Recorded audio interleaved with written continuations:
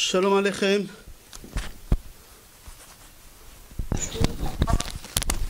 J'espère que vous allez bien. On va commencer le cours comme prévu. On va faire le cours Be'ezrat Hashem sur Parashat Dvarim. Mais on ne va pas rester longtemps sur Parashat Dvarim. On va faire sur Tisha B'Av parce que ce soir c'est veille de Rosh Chodesh Av. Et veille de Rosh Chodesh Av, chaque année après ses coutumes, chaque année après son habitude, on va essayer d'expliquer quelques halachot, mais ce n'est pas un cours de halachot. Je précise bien, ce n'est pas un cours de halachot, parce que chaque année après ses coutumes, je ne veux pas qu'on me reproche après, nous on a l'habitude au Maroc, nous on a l'habitude en Tunisie, c'est que des coutumes, c'est que des coutumes. Alors s'il vous plaît, coupez les micros. Alors c'est que des coutumes. Alors moi, je dirais qu'est-ce que moi j'ai l'habitude de faire. Et après c'est lui qui a l'habitude de faire chez lui autrement, qui fait autrement. Et c'est pas la peine d'envoyer des messages et dire chez nous on a comme ça et tel Rav il a dit comme ça. Chacun il fait, c'est des coutumes, c'est pas des halachas, c'est des coutumes seulement. Alors nous on a l'habitude, chez moi à la maison, nous on a l'habitude qu'on mange de la viande jusqu'à demain, coucher du soleil, Rosh Chodesh inclus. Là, ce soir, c'est veille de Rosh Chodesh. Chez nous, on a l'habitude de manger de la viande pendant Rosh Chodesh. C'est-à-dire jusqu'à demain, après Mincha, nous, on a l'habitude de manger de la viande. Et on arrête, à partir du coucher du soleil, de manger jusqu'au 10 Av, inclus. Inclus, jusqu'à 10 Av, inclus. Chacun d'après ses habitudes. Mais si au milieu des 9 jours, il y a une seudat mitzvah. Par exemple, je suis invité à une brit mila, à une bar mitzvah, à un siyum masechet, à un pidyon haben. Si tu es invité dans une seudat mitzvah qu'il faut faire un repas avec de la viande, et tu es vraiment invité, tu as le droit de manger de la viande pendant les 9 jours là-bas, pendant 7 repas seulement. Mais si tu n'es pas invité, il y a des gens qui ne sont pas invités, mais ils cherchent où il y a des repas pour pouvoir manger de la viande. Il y a des gens qui ne peuvent pas s'en passer de viande. Je n'ai pas compris pourquoi, mais il y a des gens comme ça. Alors c'est lui qui va dans des fêtes, dans Seudat Mitzvah, parce qu'il ne peut pas s'en passer, c'est sûr qu'il n'a pas le droit de manger de la viande pendant les 9 jours dans ces cas-là. Maintenant, concernant les enfants, je répète bien, nous on a l'habitude de donner à nos enfants manger de la viande pendant les 9 jours, jusqu'à l'âge de 11 ans. Jusqu'à l'âge de 11 ans. Les mamans, ils sont embêtés. Qu'est-ce qu'on va leur donner? Ils ont l'habitude de manger de la charcuterie, ils ont l'habitude de manger des poulets. Là, qu'est-ce qu'on va leur donner? Ils n'aiment pas le poisson. Alors, qu'est-ce qu'en plus, ils sont en vacances à la maison, qu'est-ce qu'on va faire? Nous, on a l'habitude de leur donner jusqu'à l'âge de 11 ans manger de la viande. Et surtout si l'enfant, il est faible. Si l'enfant il est faible, la plus forte raison, c'est lui qui est malade, c'est lui qui est faible, une femme qui vient d'accoucher, une femme qui allait. Chez nous, on a l'habitude qu'elle mange de la viande. Elle a besoin de faire cette femme-là. Alors, il n'y a aucun problème qu'elle puisse manger de la viande. Concernant le coiffeur, couper les cheveux. Nous, on a l'habitude de couper les cheveux jusqu'à Shavua Shechalbo, jusqu'à la semaine qu'elle commence Tisha B'Av. C'est-à-dire quoi? Cette année, c'est jusqu'à samedi soir, maintenant qui arrive Parashat Dvarim. Et à partir de Motzei Shabbat, on coupe encore. À partir de dimanche matin, on arrête au lever du jour. Je parle bien pour les hommes. Les femmes ont le droit pendant les 9 jours, à partir Tisha B'Av. Pendant les 9 jours, les femmes ont le droit de couper et d'éteindre les cheveux parce que les femmes, ils doivent bien s'entretenir. Et c'est important psychologiquement pour la femme. Alors pour la femme, chez nous, je dis bien chez nous, je ne dis pas la halakha, je dis chez nous, chacun il fait d'après ses coutumes, de toute façon il n'y a pas de halakhot, c'est que des coutumes. Nous on a l'habitude que la femme elle peut aller chez le coiffeur pendant les 9 jours de Tisha B'Av, mis à part Tisha B'Av, nous les hommes, à partir Shavua Shechalbo, la semaine qu'il y a Tisha B'Av, à partir de dimanche matin, on arrête. Ok, jusqu'ici Rabotai, on a fait quelques halakhot sur Tisha B'Av, après chacun il va d'après ses coutumes, ce n'est pas un cours de halakhot, j'aimerais commencer le cours. Alors le cours, on a dit, la paracha de cette semaine qu'on va lire Be'ezrat Hashem, parachat Devarim. Ce Shabbat, on l'appelle Shabbat Chazon. Pourquoi Chazon? C'est au nom de la Haftara qu'on va lire Chazon. Alors, puisque la Haftara, on commence Chazon, et c'est la 3e Shabbat des 3e et des 3 Shabbatot des mauvaises nouvelles qu'on a reçues par le prophète dans les Haftarot. Ça s'appelle Tlata de Pura'anuta. Ici, c'est la troisième Shabbat des mauvaises nouvelles. Et à partir des Shabbat prochains, Vaetchanan, on va commencer les 7 des consolations. Shiva de Nechamta. Ok. J'aimerais parler d'une seule chose dans la paracha, un peu profond, une seule chose de la paracha, et après attaquer parler de la destruction des Beth Amikdash. Dans la paracha, on voit que Moshe Rabbeinu, il nous bénit. Et qu'est-ce qu'il dit Moshe Rabbeinu dans la bénédiction quand il bénit l'Israël? Il dit Yosef Adonai Alechem Kachem Elef Pe'amim. Qu'Akadosh Baruch Hu, il va vous rajouter encore 1000 fois de ce que vous avez, encore 1000 fois qu'il va vous donner. Rashi sur place, il dit, pourquoi Moshe Rabbeinu il dit 1000 fois? Peut-être Hachem il veut donner 2000, 3000, 4000. Pourquoi tu nous bloques? Pourquoi tu nous limites dans ta bracha? Dis qu'Hachem il nous donne tout ce que nous on veut et tout ce qu'Hachem il désire nous donner, qu'Hachem il nous donne. Pourquoi Moshe Rabbeinu tu nous limites dans la bracha? Et tu dis qu'Hachem il va vous donner 1000 fois. Rashi il pose la question et Rashi il répond là-bas et il dit que Moshe Rabbeinu il a dit c'est de ma part. Micheli. C'est quoi Micheli? Il pose à Arizal. Le Ari Akadosh, dans son livre L'écouter Torah, il pose la question qu'est-ce qui veut dire de moi? Alors regardez d'après la Kabbale, une réponse courte, profonde. C'est lui qui a un stylo qui l'écrit et après on va commencer le cours. Et il dit à Ari Akadosh il faut que tu saches que la Neshama de Moshe Rabbeinu elle est Chatsuva. Chatsuva, Akadosh Baruch Hu, il a taillé d'un monde qui s'appelle El Shaddai.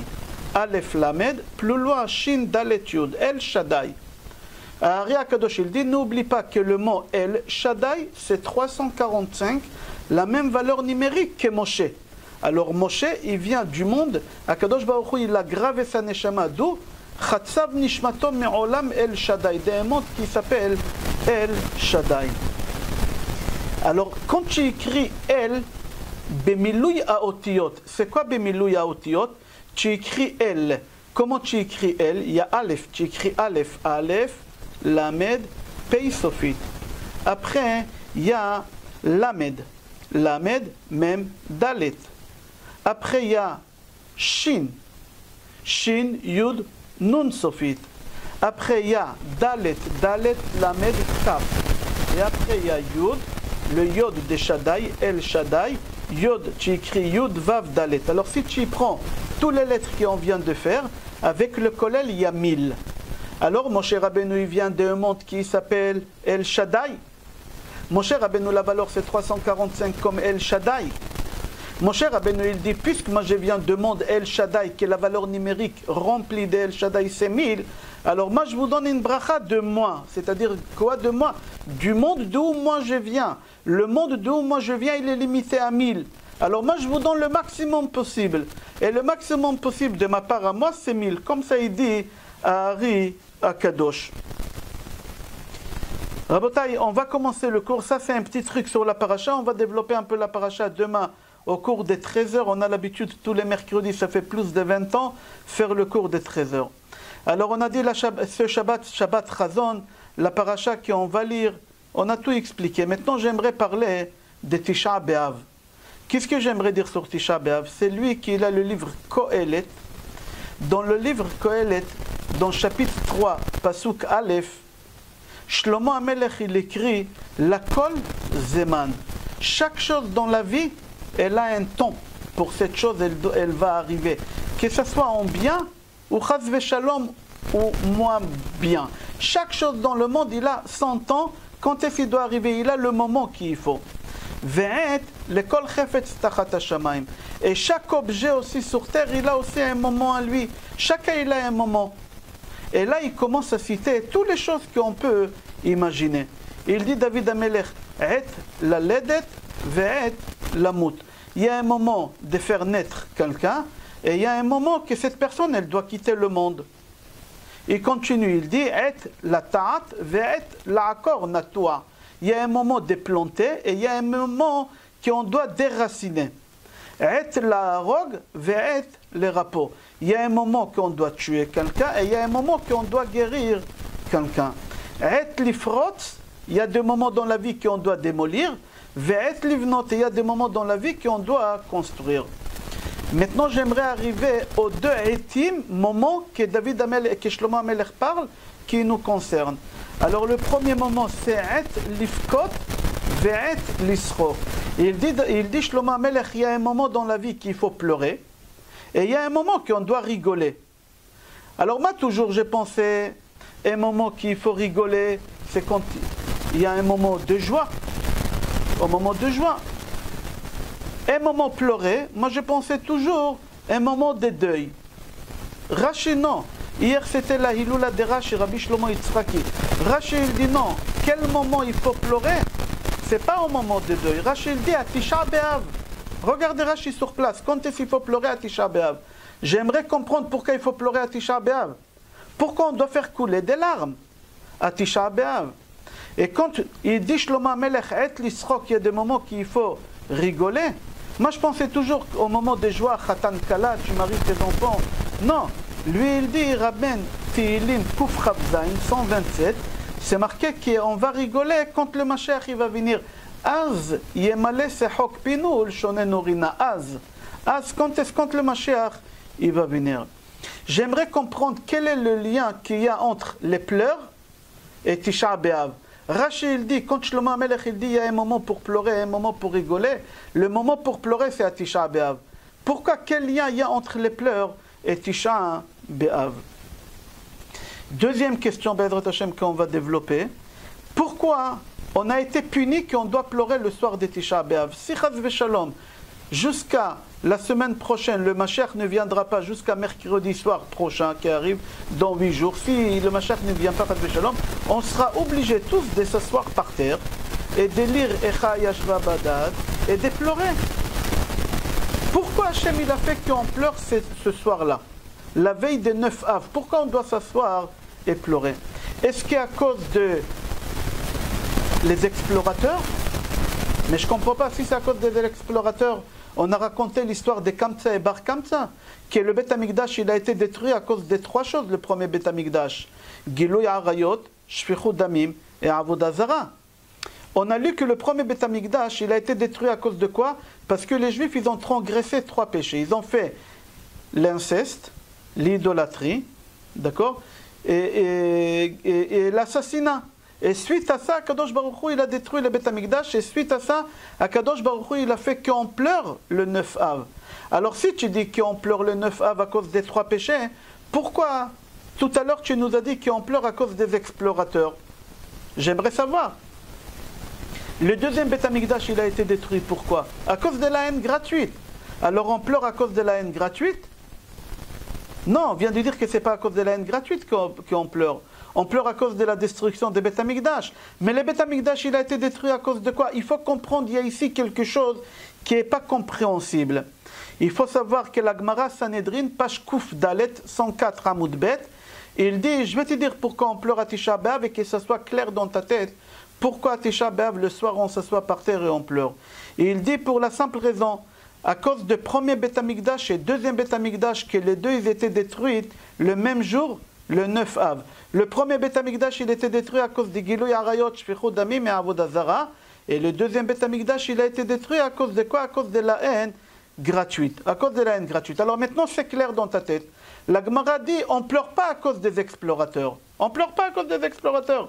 On pleure pour ces raisons-là. Gilouy Arayot, Shfichut Damim, Avodah Zara et Sinat Chinam. C'est pour ça on pleure. Seulement, Hachem, il a fait en sorte que la destruction des Beth Amikdash, elle va se faire le 9 Av quand les explorateurs ils sont venus.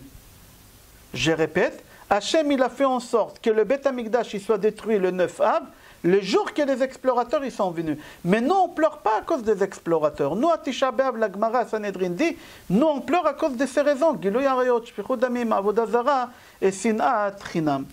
Alors la question qu'elle se pose, si tu dis que tu pleures à cause de ces choses-là, et le Midrash il vient nous comparer le Beth Amikdash, Tzion, Yerushalayim avec Yosef. Yosef, valeur numérique, on a dit déjà 156. Tzion, 156.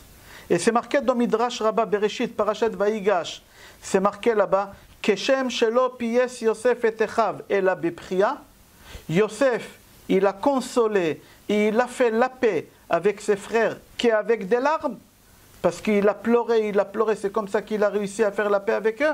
Alors le Midrash dit, comme ça, Kadosh Baruch Hu, il ne va pas vous ramener le troisième Beth Amikdash uniquement avec des larmes.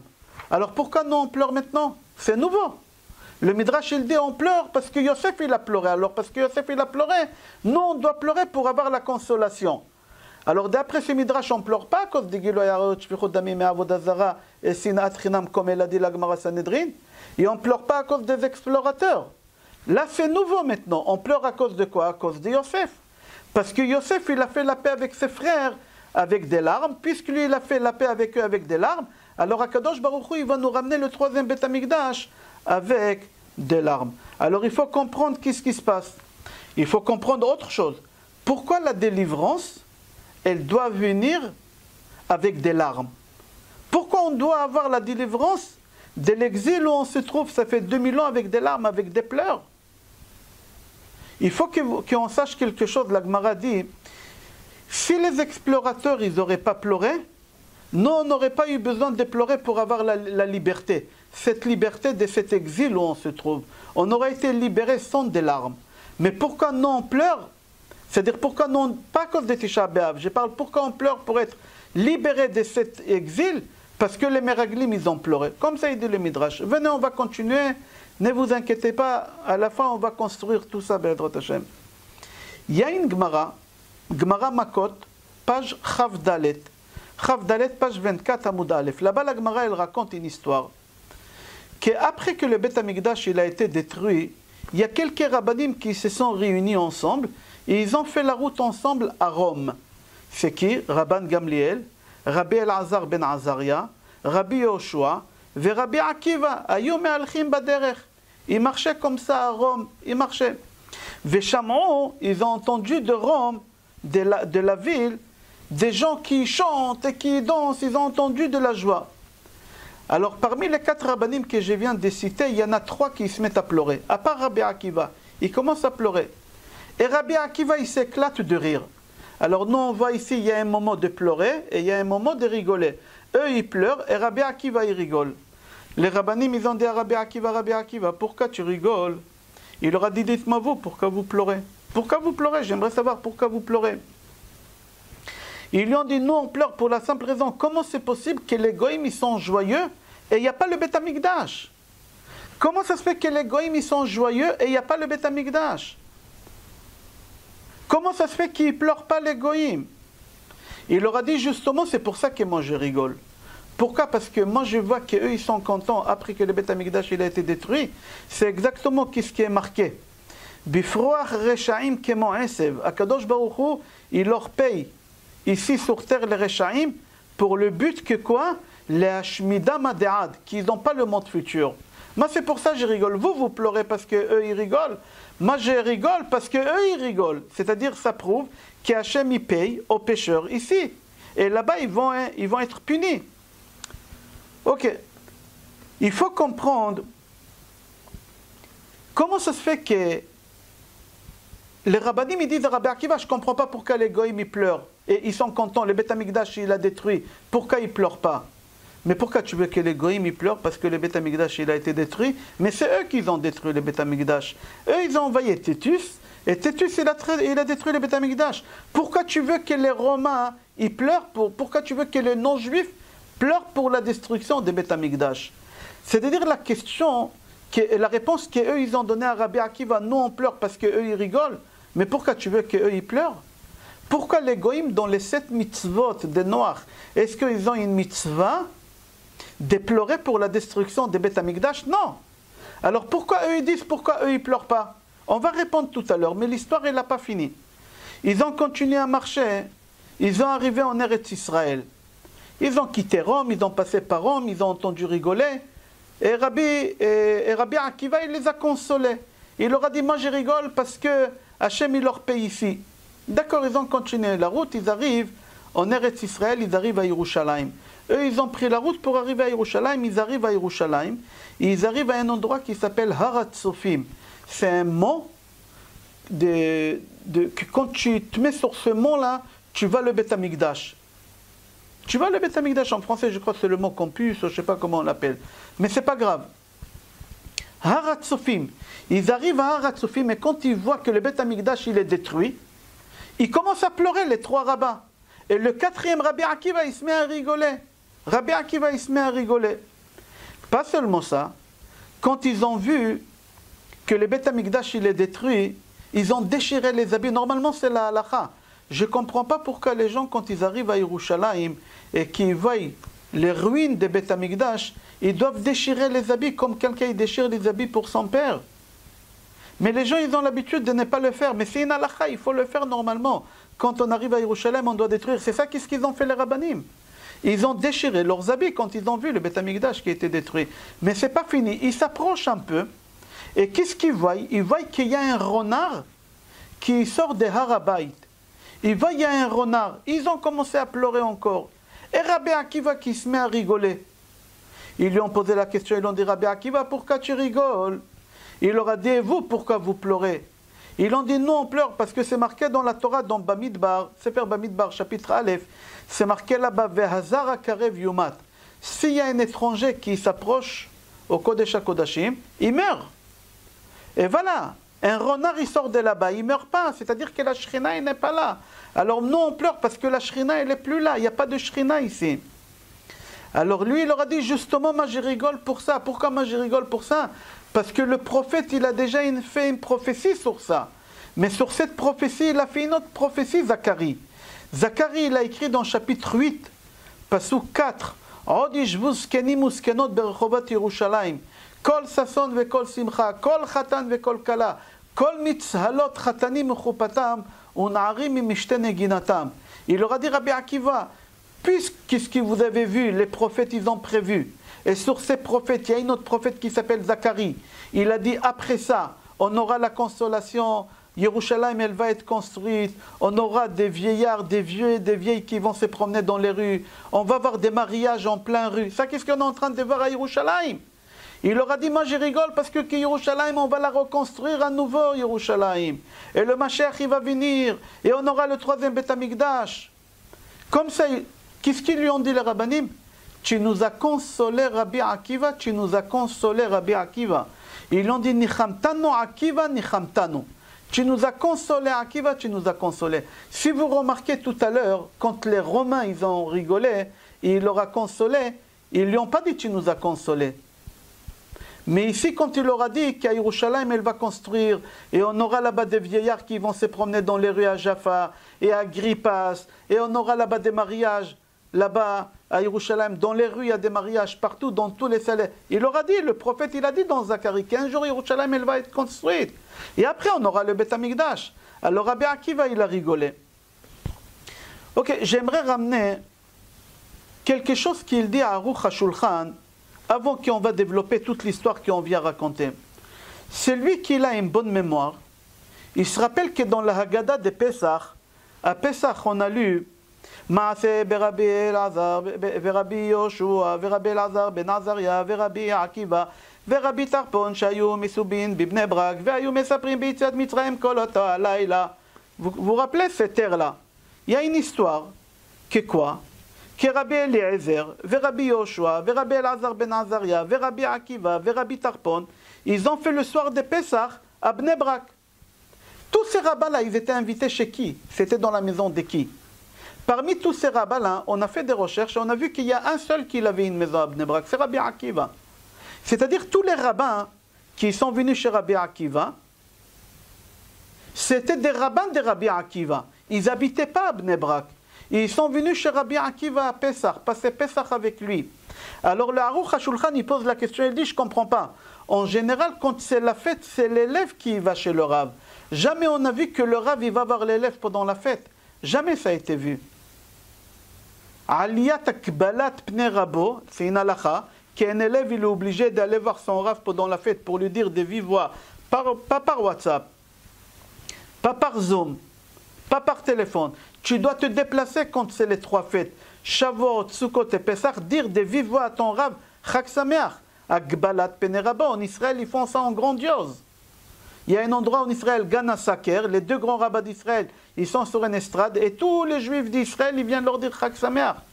Alors ici, dans l'histoire des Pesach, on voit que tous les rabbanim qui sont venus chez Rabbi Akiva, personne n'a habité là-bas.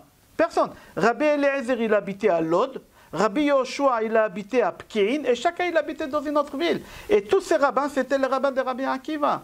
Depuis quand les rabbanim, ils vont voir leurs élèves en plein fête? Normalement, c'est l'élève qui doit y aller chez eux. C'est la question d'Arour à Shulchan. Et lui, il répond, et il dit, en réalité, c'était à lui d'aller chez eux passer la fête, leur dire Chag Sameach. Mais ici, tout le monde, ils se sont déplacés parce qu'il les a consolés. Toujours, il avait des visions positives de la vie. Rabbi Akiva, son élève, il s'appelait Nahum Ish Gamzu. Pourquoi on l'appelait Nahum Ish Gamzu? Gamzu le Tova. Sur chaque chose qui lui est arrivée, il disait c'est pour le bien, c'est pour le bien. Son Rav, il a appris à son élève et lui-même, il s'est comporté comme ça, de voir chaque chose des bons côtés. Tous les rabbanim, ils voient la destruction de Beth Amikdash. Rabbi Akiva, non, il voit la construction de Beth Amikdash. Tous les rabbanim, ils voient, l'histoire elle est longue, plein de choses qui sont négatives, négatives, négatives. Et Rabbi Akiva, il leur met les idées en place. Non, positive, positive, positive. C'est-à-dire que Rabbi Akiva, il était ici en train de régler leur vision, de voir des bons côtés les choses et pas des mauvais côtés. Comme il a su comment leur monter le moral, ils ont dit, si c'est comme ça, notre élève, on doit le respecter, et nous, on va se déplacer chez lui à Pessah pour lui dire Chag Sameach. La question, bombe atomique, pourquoi Pessah? Pourquoi ils ont décidé Pessah? Il y a Shavuot, il y a Shavuot et il y a Sukkot. Pourquoi Pessah? Normalement, le Beth Amikdash, il était détruit Av. La première fête qu'on doit aller voir son Rav, c'est Sukkot. C'est 2 mois après. Alors pourquoi ils n'ont pas parti chez lui à Sukkot? Pourquoi ils ont attendu 8 mois après qu'à Pessah, il allait lui dire Chag Sameach? Pourquoi ils ont attendu? Ça, c'est la question bombe atomique. La réponse, c'est lui qui a un stylo, c'est pas mal. On a parlé déjà de ça il y a 2 ans. Si vous marquez Aleph, Bet, Gimel, Dalet, Hey, Vav, Zain, jusqu'à la lettre Zain, et en bas de Aleph, vous marquez les lettres de la fin vers le début. La dernière lettre, c'est c'est Taf. Alors en bas de la première, vous mettez Taf. La deuxième lettre, c'est Bet. Après, c'est Shin en bas. Après, Gimel. Et en bas de Gimel, c'est quoi? Resh. Et etc. Il y a Dalet, il y a Kouf. Alors maintenant, si vous regardez, le Aleph, Bet, Gimel, Dalet jusqu'à 7, c'est les 7 jours de Pessah. Alors le premier jour de Pessah, en bas, quelle lettre vous avez écrit? Taf. Quelle fête on a qu'elle s'appelle Taf? Tisha B'Av. Deuxième jour, Bet. Quelle lettre vous avez écrit en bas? Shin. C'est quoi Shin? C'est Shavuot. Venez, on va rester là. Alors le premier jour de Pessah, c'était quel jour? On va dire jeudi. On va dire jeudi. Alors il faut que tu saches que Tisha B'Av, il va tomber jeudi. Le deuxième jour de Pessah, le Bet, c'est quoi en bas Shin? C'était quel jour? Vendredi. Alors il faut que tu saches que Shavuot, il va tomber vendredi. C'est-à-dire, le même jour que les fêtes de Pessah tombent, les fêtes de l'année tombent. Alors Pessah, il est tombé quel jour? On a dit, qu'est-ce qui va tomber à Pessah? Tisha B'Av. Tisha B'Av, c'est le deuil. C'est pour ça qu'on met dans le plateau un œuf. C'est pour ça les matzot qu'on met dans les plateaux, ils sont ronds. Tout ce qui est rond, c'est le deuil. Alors c'est pour ça qu'on a l'œuf de Pessah. Et c'est pour ça, quand on lit Echa, on dit Bepessah, Hainoch, Li Merorim. Comme ça on dit à Tisha B'Av. Et à Pessah, on rappelle Tisha B'Av. À Tisha B'Av, on rappelle Pessah. Pourquoi? Parce que Pessah et Tisha B'Av, ils sont liés. Alors pourquoi les rabbanim, maintenant ça répond, pourquoi les rabbanim, ils sont venus voir Rabbi Akiva à Pessah? Pour la simple raison que Pessah et Tisha B'Av, ils sont liés. C'est le même jour. Pessah, il est tombé jeudi, alors Tisha B'Av, il va tomber jeudi. Et tous les fêtes de l'année, c'est comme ça. Amusez-vous et vous allez voir comment ça tombe exactement chaque année. C'est la même chose. Purim, etc. Concernant la Gemara de l'histoire qu'on a racontée tout à l'heure, on va reprendre là. J'ai dit on arrête pour dire à Aruch HaShulchan qu'est-ce qu'il dit.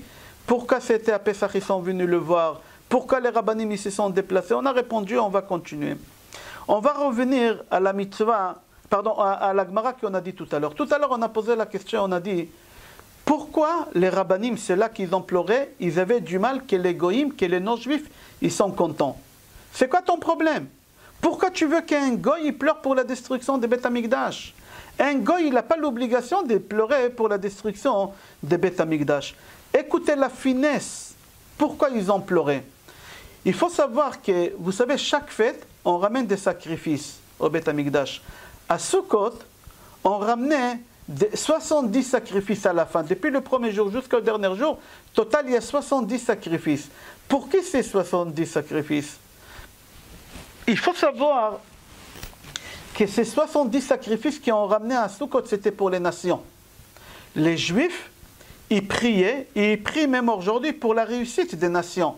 Même que les Nations Unies ne nous aiment pas beaucoup, je ne dis pas ils nous aiment, je dis ils ne nous aiment pas beaucoup, nous on prie pour eux. Dans ma synagogue, chaque Shabbat, il y a des gens de la synagogue, on fait la prière pour l'État d'Israël, pour les soldats d'Israël, pour l'État français et pour le roi du Maroc. Même qu'on est en France, on est attaché au Maroc, alors on fait la prière au roi du Maroc. C'est une halakha. C'est une halakha. Alors quand on avait le Beth Amikdash, les Kohanim, ils ramenaient 70 sacrifices à Sukkot pour les 70 nations. C'est-à-dire que nous, on priait pour le bien-être des nations, qu'ils soient en bonne santé, qu'ils soient joyeux. Alors les rabbinim, ils ont dit, on ne comprend pas. S'il n'y a pas les 70 sacrifices, alors les goïms, ils doivent être tristes de nature. Ce n'est pas pour le Beth Amikdash, parce que nous, on n'est pas là pour prier pour eux. Alors si nous, on n'est pas là pour prier pour eux, alors ils doivent être tristes. Pourquoi ils ne sont pas tristes? Je ne comprends pas. C'est ça la question qu'ils ont dit à Rabbi Akiva. Ce n'est pas qu'on est jaloux, qu'eux, ils sont joyeux. Non, ce n'est pas ça. Normalement, d'après la logique, s'il n'y a pas Beth Amikdash, alors les Juifs, ils ne prient pas pour eux. Alors qu'est-ce qui doit se passer? Eux, ils doivent être tristes, mais non, on voit qu'ils ne sont pas tristes. C'est ça la question. Ils n'ont aucune protection, pourquoi ils sont joyeux? Et qu'est-ce qui se passe? Les rabbins, ils ne disent pas, Rabbi Akiva nichamtanu, tu nous as consolés. Pourquoi? Parce que ça ne les concernait pas, que les goïms, ils sont bien, pas bien. Ce n'était pas le moment, on vient de perdre notre maison. Akadosh Baruch Hu, il vient de perdre sa maison. Nous, notre père, il s'est éloigné de nous. C'est pour ça, nous, on est tristes. Ok. Mais quand ils ont vu le renard, ils ont commencé à pleurer et Rabbi Akiva, il les console et ils disent à Rabbi Akiva, nichamtanu, nichamtanu. Ok. La question qu'elle se pose, si Rabbi Akiva, il était aussi positif, comme on a dit jusqu'à maintenant, pourquoi il n'a pas rigolé avant qu'eux, ils ont pleuré? Pourquoi Rabbi Akiva, il fallait attendre qu'il pleure? Et la Gemara, elle fait la remarque, après qu'ils ont commencé à pleurer, lui, il a commencé à rigoler. Mais si toi, Rabbi Akiva, tu sais qu'il faut regarder les choses de bon côté, il fallait t'éclater tout de suite. Pourquoi tu t'es pas éclaté de rire tout de suite? Si tu vois dans ta vision, la question, si tu vois dans ta vision qu'il y a des vieillards qui vont se promener dans les rues de Yerushalayim, il va y avoir des choupot, kol sason ve kol simcha, kol mitzalot chatanim mechupatam, unarim mishtene ginatam. Si tu as vu toutes ces choses-là, pourquoi tu n'as pas rigolé tout seul? Ok. On va expliquer tout à l'heure, Bezrat Hashem. Dans le cours qu'on a fait dimanche, on a expliqué que Nebuzaradan, quand il a ramené les Bnei Israël en Babylonie, il leur a interdit de pleurer sur la route. Il leur a interdit. Et s'ils pleuraient sur la route, il les frappait jusqu'à qu'ils mouraient. Et les Juifs, ils ont arrivé, les Bnei Israël, ils ont arrivé à un accord avec Irmiya ou Anavi, que lui, il pleure le jour, et eux, ils pleurent la nuit. Parce que la nuit, Nebuzaradan, ils ne voyaient pas qu'ils pleuraient dans leur lit. Alors ils ont dit, toi, tu pleures le jour, et nous, on pleure la nuit. La question qu'elle se pose, pourquoi ils ne leur ont pas donné à pleurer? Nous, on a donné une réponse dimanche. Mais là, Aruch HaShulchan, il nous donne une autre réponse. Et il dit qu'il y a Bechim Meshachrer Lachatzim. Pour la simple raison que quand quelqu'un pleure, ça lui fait soulager. Ça soulage. Quand quelqu'un pleure, ça soulage. Ça enlève le stress. Et eux, ils n'ont pas voulu que les Juifs ils vont être soulagés. Ils n'ont pas voulu. Ils ont voulu que les Juifs vivent avec une anxiété permanente, avec une pleure permanente, avec une angoisse. En anglais, ça s'appelle remma. Ils ont voulu qu'ils vivent avec cette angoisse-là. Ils n'ont pas voulu. Mais nous, les Juifs, toujours, on a voulu leur bien. On a prié pour eux pendant Sukkot. On a prié tout le temps pour eux. Et eux, non, ils n'ont pas voulu. Venez, on va continuer le Zohar HaKadosh. Et après, on va rentrer dans un Midrash. Et on va faire un résumé après de tout ça. Le Zohar HaKadosh dit, le premier pleur dans la Torah, c'est qui l'a pleuré le premier? Dans la Torah. La première personne qui a pleuré, c'est Hagar. Quand elle a vu que son fils, quand Avram, il a renvoyé Hagar et Ishmaël, et Hagar, elle a vu qu'il n'y a plus d'eau, et que son fils, il a de la fièvre, et qu'il va mourir, et elle s'est mise à pleurer. Ça, c'est dans la Torah. La première personne qui pleure dans la Torah, c'est Hagar, la maman d'Ishmaël. Dans le Midrash, je précise bien, et suivez-moi maintenant le Midrash. Dans le Midrash, dit qui a pleuré le premier dans le Midrash? Pas dans la Torah, dans le Midrash, il y a quelqu'un qui l'a pleuré avant Hagar. Qui a pleuré le deuxième jour de la création du monde, il y a quelqu'un qui l'a pleuré. Certes, il n'avait pas Adam et Ève, c'était que vendredi, mais il y a quelqu'un qui l'a pleuré. C'est qui? C'est les eaux. Les eaux, c'est quoi les eaux? Maïm. Le monde, il était rempli d'eau. Hachem, il a divisé les eaux. Il a mis de l'eau en haut. C'est pour ça que ça s'appelle Sham, Maïm, Shamaïm, Sham, Maïm. Là-bas, il y a de l'eau. Il y a une grande partie des eaux. Et ici, en bas, il y a une partie des eaux. Hachem, il a séparé les eaux. Les eaux qu'Hachem, il a mis en bas, ils ont commencé à pleurer. Ils ont commencé à jaillir. Des grosses vagues. C'est pour ça qu'il y a des vagues dans la mer. Et il y a du bruit des vagues parce qu'ils pleurent. Ils ne veulent pas se séparer d'Hachem. Ils veulent remonter à côté d'Hachem. Alors la première personne qui a pleuré au monde et qui pleure jusqu'à aujourd'hui, c'est la mer, c'est l'eau. Pas la mer, l'eau. Tous les eaux dans le monde, ils veulent être à côté de Hachem. Ils ont dit à Hachem, non, pourquoi tu nous divises comme ça? Pourquoi tu nous mets en bas dans ce monde sale, dans ce monde impur? Non, on veut être à côté de toi. On veut être à côté de toi. Hachem, il leur a dit, arrêtez de pleurer. C'est comme ça que j'ai décidé. Je prends 3 quarts là-bas et je laisse 1 quart ici. Ils ont pleuré, ils n'ont pas arrêté. Hachem, il leur a dit, pour les consoler, il leur a donné quelques cadeaux. On ne va pas citer tous les cadeaux qu'Hachem il leur a donnés. Il y a 2 cadeaux qui nous concernent pour le cours qu'Hachem il leur a donné. Le premier cadeau, Hachem il leur a dit, Al kol korbancha takriv melach. Sur chaque sacrifice que tu fais, au Beth Amikdash, il faut ramener du sel. J'ouvre une parenthèse. Nous les Marocains, je ne sais pas peut-être chez tout le monde, mais moi je sais chez nous les Marocains, nous on fait attention d'avoir du sel à table tout le temps. Pourquoi? Parce que Shulchan c'est Mizbeach, et dans le Mizbeach on avait le sel en permanence. Alors nous les Marocains on fait attention de garder du sel dans la table où on mange Shabbat, depuis la rentrée des Shabbat jusqu'à la sortie des Shabbat. On n'enlève pas la salière. On la remplit. Je referme la parenthèse. J'ai dit c'est pas une halakha. C'est chez nous. Nous on est un peu toc-toc, nous. Alors, je ne veux pas qu'après vous m'envoyez des messages, vous avez dit. Nous, on est toc-toc. Alors, non. Ok, je referme la parenthèse, Rabotai. Alors, qu'est-ce qui se passe? Akadosh Baruch Hu, il a donné des cadeaux aux eaux, en bas. Un des cadeaux, il leur a dit, écoutez, on va prendre de l'eau et on va fabriquer du sel de vous. Et avec ce sel, on va faire sur les sacrifices. Et comme ça, nous, on va se rencontrer, l'eau et Hachem, dans les sacrifices. Deuxième cadeau qu'Hachem, il leur a donné. Toute l'année, quand on fait des sacrifices, on fait Nissour. Nissour, c'est-à-dire on fait verser sur le sacrifice du vin.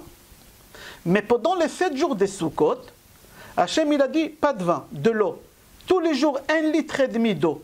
Vous imaginez, il y a des trillions de litres d'eau et Hachem il les a consolés avec 1,5 litre d'eau par jour pendant 7 jours de l'année. Ok. Ils se sont calmés plus ou moins, mais vraiment ils ne se sont pas calmés. Il y a des vagues dans la mer, il y a des bruits. Quand tu t'approches à la mer, tu entends les vagues. Ils pleurent. Nous, on ne comprend pas leur langage, mais ils pleurent. Il y a des bruits autour de nous que nous, on ne comprend pas, qu'on n'entend pas. Quand les arbres ils bougent, ils parlent avec Hachem. Ils font des louanges à Hachem. Hashamayim mesaprim kevod el. U'maaseh adav magid harakia. Les cieux, ils racontent, ils parlent, mais nous, on n'entend pas, on n'a pas ce mérite. Ok, Rabotai. Akadosh Baruch Hu, il a donné des cadeaux à l'eau, aux eaux de bas, qu'on va mettre sur les sacrifices. On est d'accord jusqu'à là? À quoi je voulais arriver? Venez voir qu'est-ce qui marque, qui l'a écrit Echa. Qu'est-ce qu'on lit le soir de Tisha B'Av? Echa yashva badad. Aïra rabati amaita kalmana bagoim rabati bamedinot. Qui l'a écrit ça?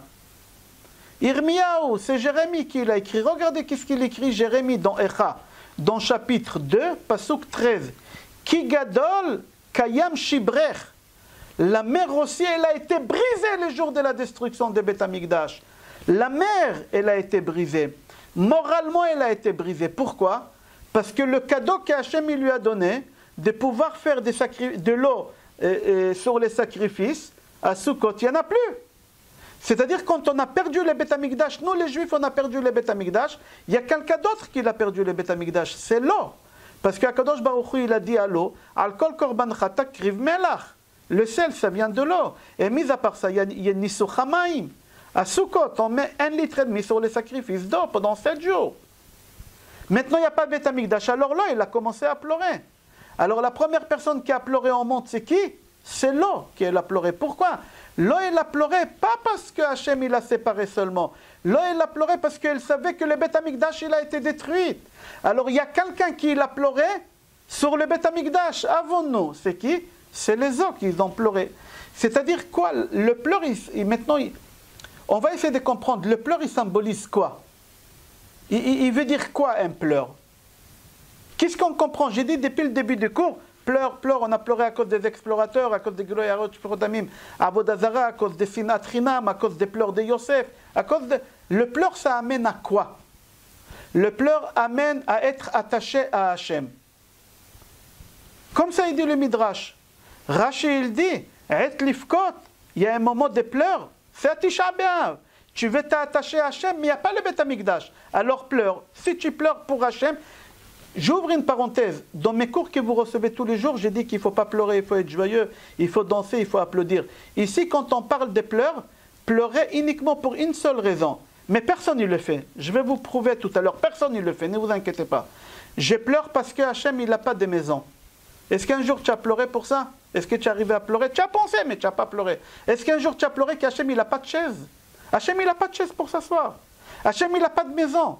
Hachem il a juré, Lo ekanes b'Yerushalayim shel ma'ala, kol zman she'Yerushalayim shemata, Akadosh Baruch Hu il a juré qu'il ne rentrera pas chez lui à Yerushalayim shel ma'ala, tant que le Yerushalayim shel mata, elle n'est pas construite. Il y a deux Yerushalayim, A'ir shechubera la yachdav.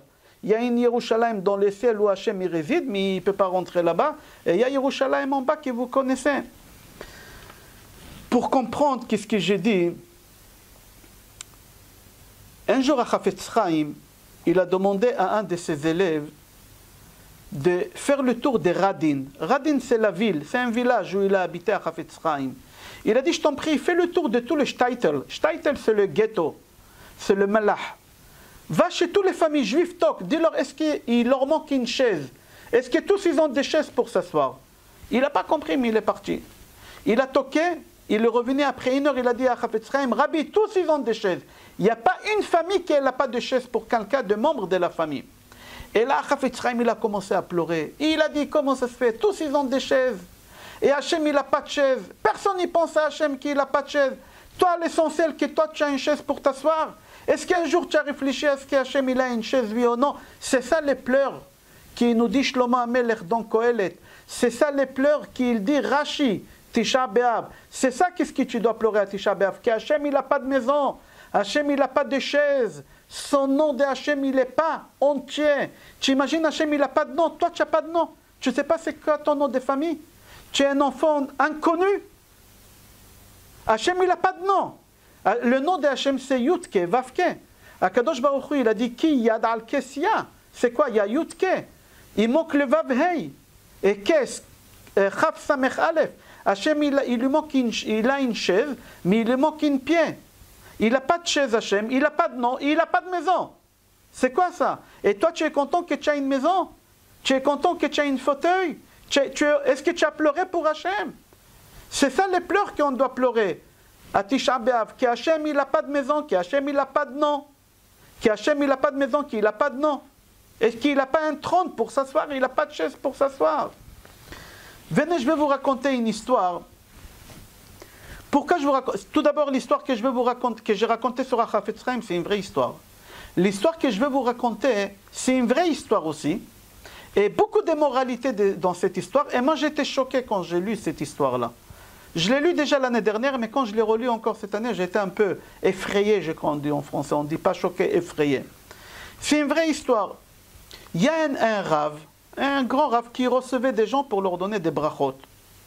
Et les gens qui ont fait la queue, à l'extérieur, la personne qu'elle devait rentrer, c'était un juif simple. Et celui qui était chez le rave, c'était le banquier, un des banquiers connus mondialement. Connu mondialement, il avait des banques dans le monde entier, il avait des banques.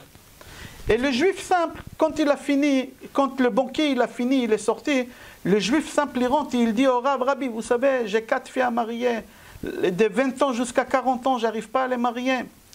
Et j'ai mis 150 000 roubles pour chaque fille, c'est des grandes sommes, pour pouvoir les marier. Et tout mon argent, 500 000 roubles, c'est une somme astronomique, ils sont chez lui, c'est chez le banquier qui vient de sortir. Il a dit ça comme ça entre parenthèses.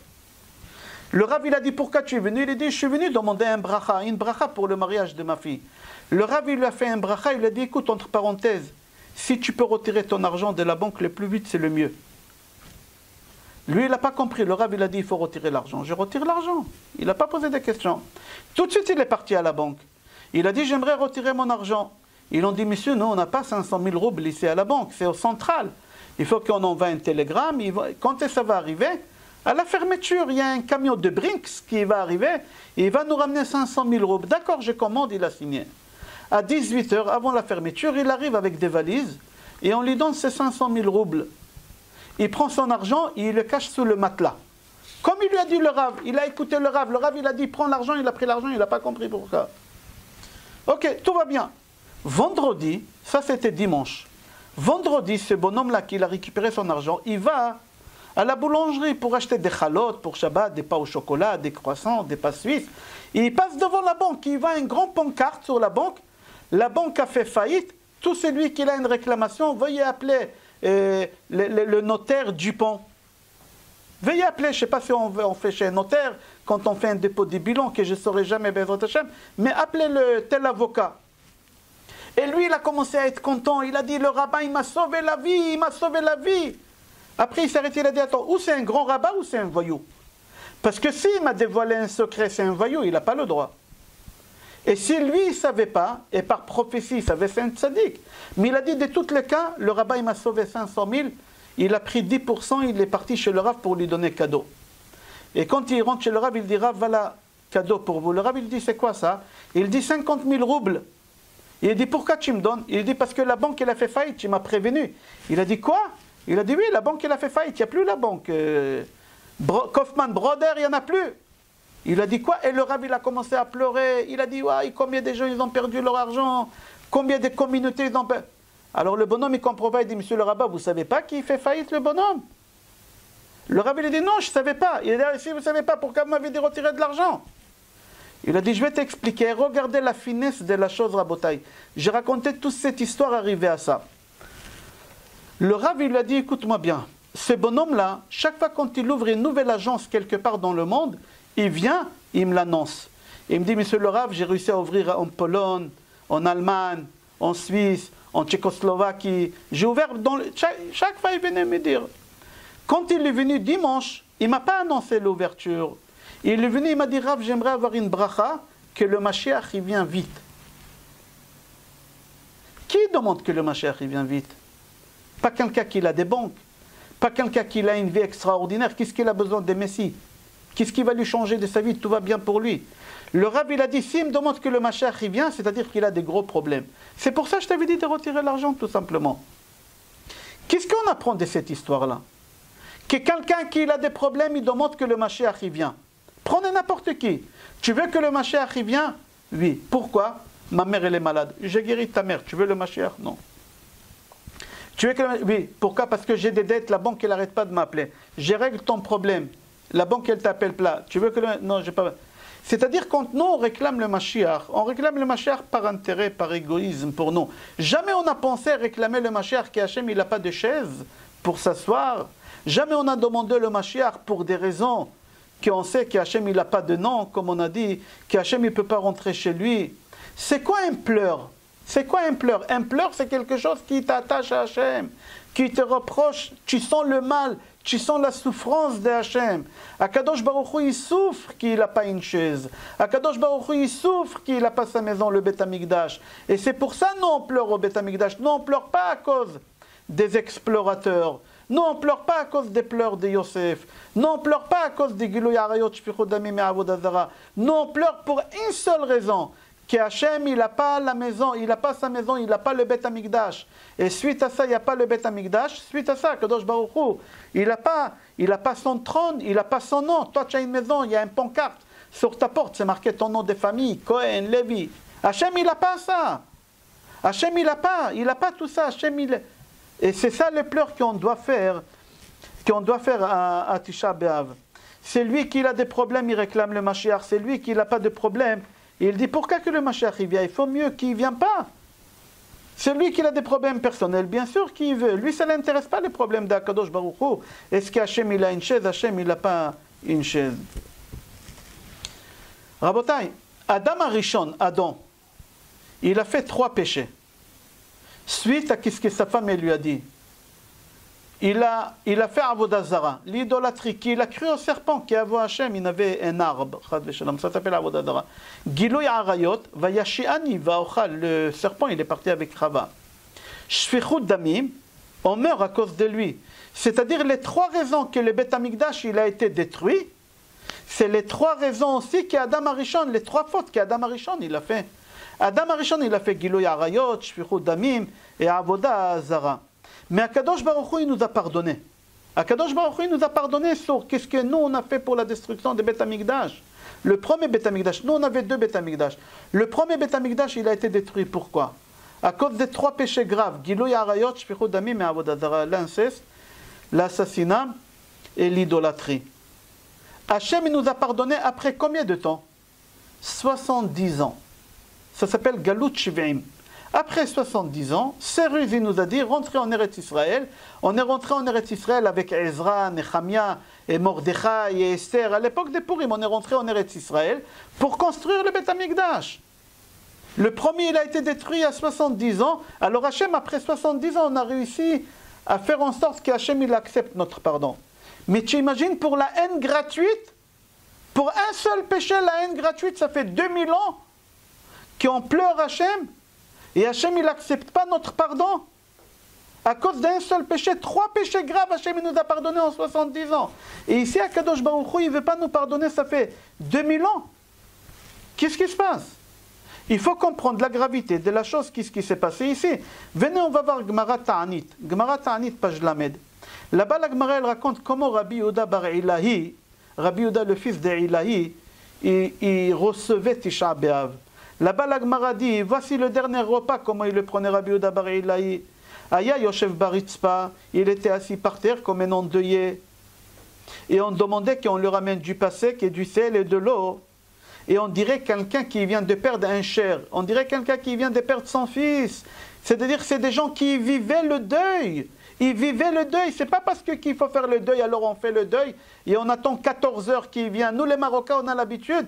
Vers 14h, 15h, laver la maison. Pour quand on dit le Mashiach, il est né. Menachem, il est né. Comme ça on disait. Viens, on va voir une histoire. C'est Yerushalmi, Brachot, Perek Bet.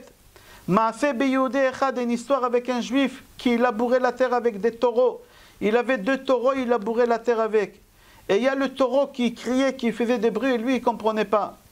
Il y a quelqu'un qui a passé à côté, un arabe, c'est marqué Aravi.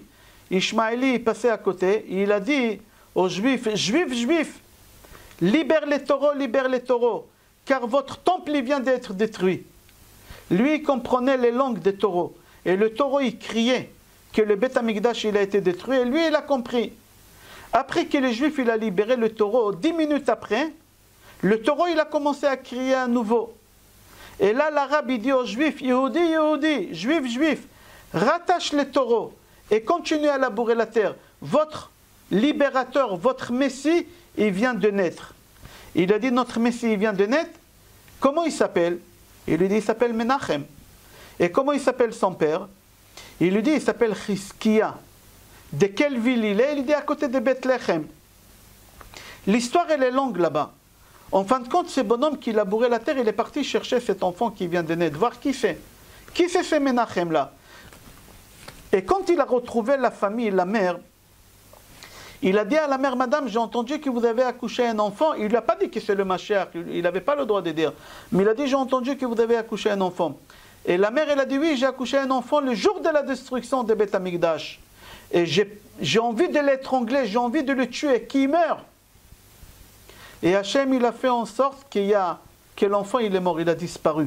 Il a disparu, comme ça c'est marqué.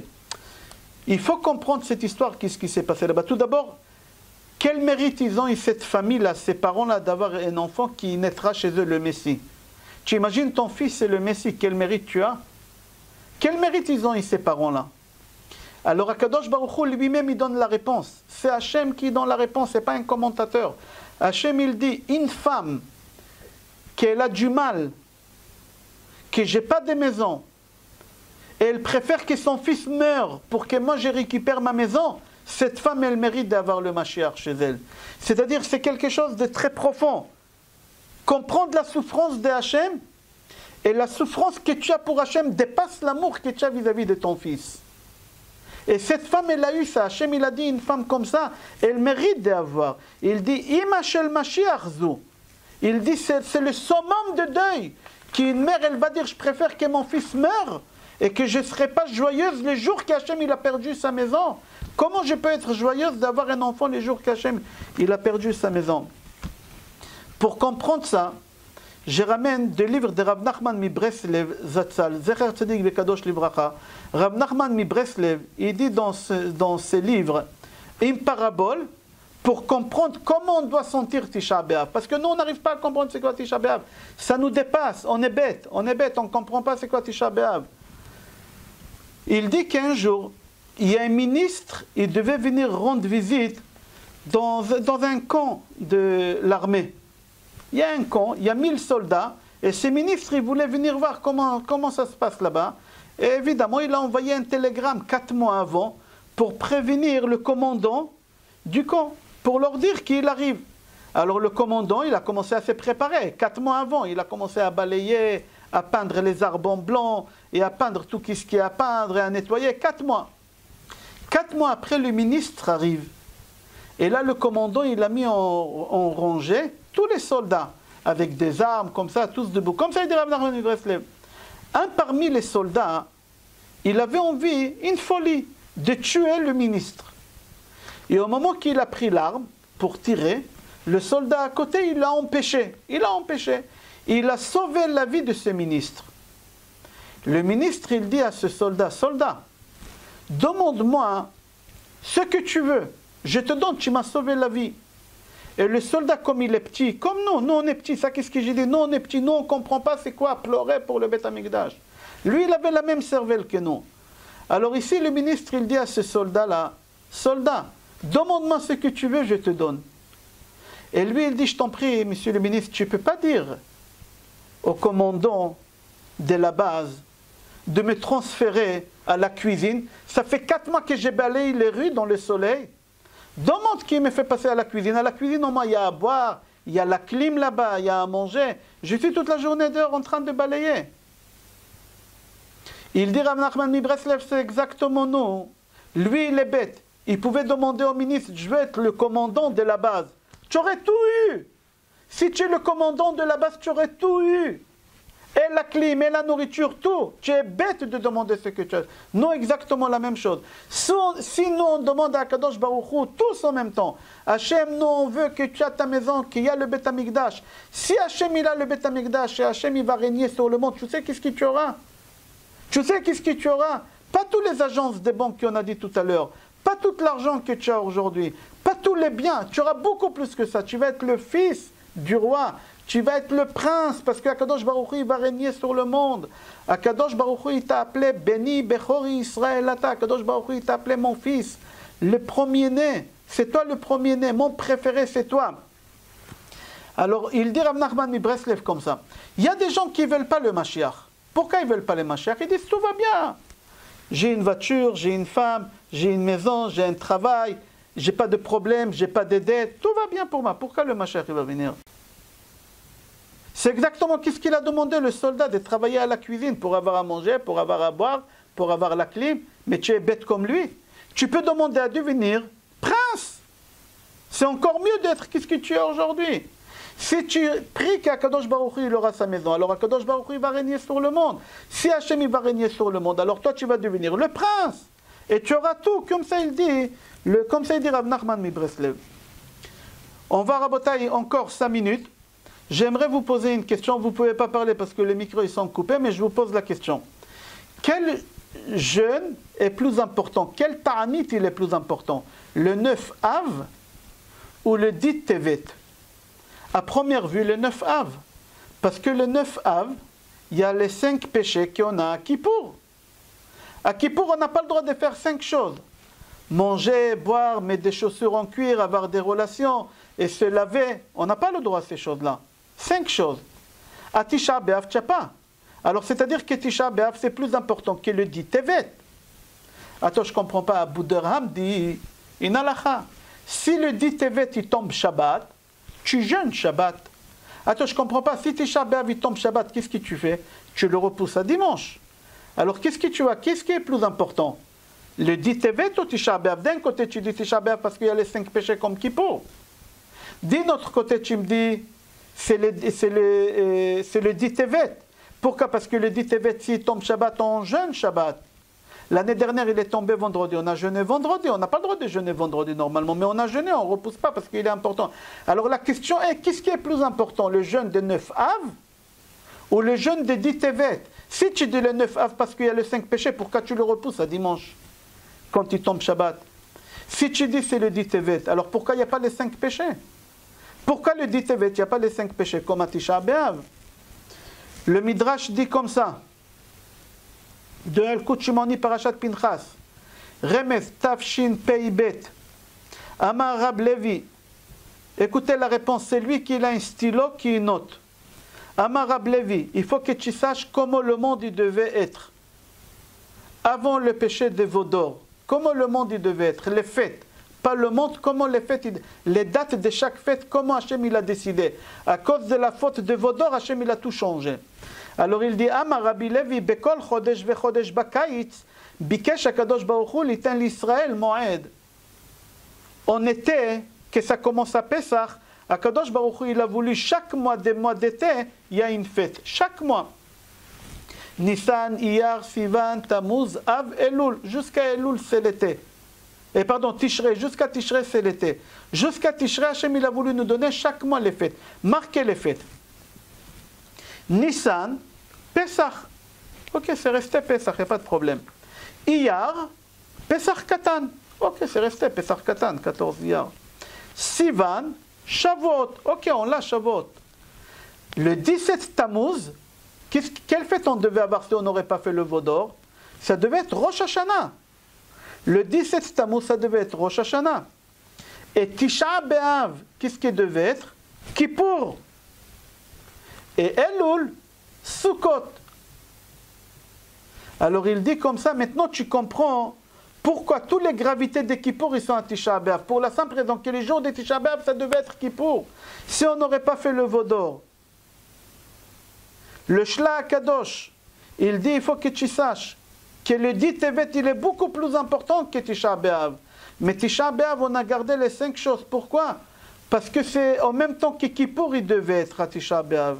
Il continue le Shla Kadosh. Et c'est rapporté aussi dans le Zohar Kadosh. Et j'ai trouvé aussi dans un livre qui s'appelle Sefer HaAkedah. À cause de Yaakov, on n'a pas le droit de manger les nerfs sciatiques. C'est lui qui a un stylo qui marque en hébreu nerfs sciatiques. Gid, Gimel, Yud, Dalet. Plus loin, Hanaché. Hey, Nun, Shin, Hey. Gid Hanaché. Alors il dit le Shla Kadosh, Sefer HaAkedah et Zohar Kadosh. Dans le mot Gid Hanaché, il y a les 4 jeûnes qu'on a dans l'année. Dans l'année, on a 4 jeûnes. Sur la destruction des Beth Amikdash, on a 4 jeûnes. Les 2 autres, ils ne sont pas liés à la destruction des Beth Amikdash. Gedalia et Purim. Les 4 autres, ils sont liés au Beth Amikdash. Alors il dit comme ça le Zohar HaKadosh. Comment tu trouves les 4 jeûnes? Alors tout d'abord, Hanaché. Si tu changes les lettres, et si tu l'es à l'envers, ça fait Hashana, l'année. L'année, voici les jeûnes qu'il y a pendant l'année, sur la destruction des Beth Amikdash. Alors, Gid, Gimel, c'est Gid Hanaché.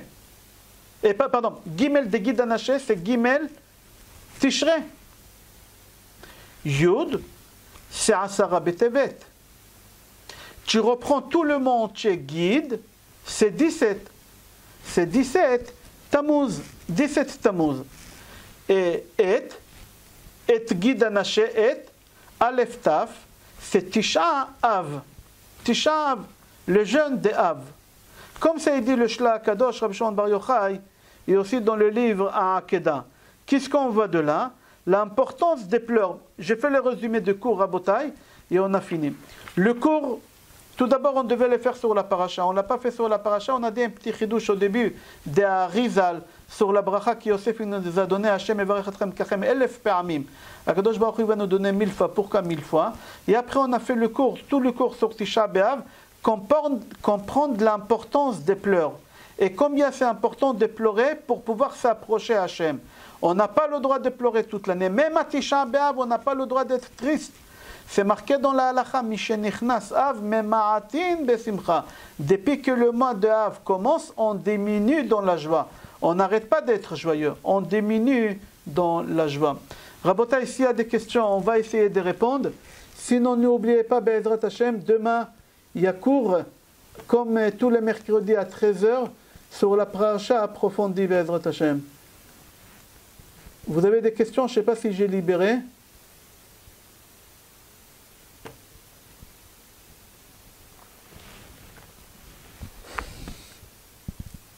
Il y a des questions, Rabotai?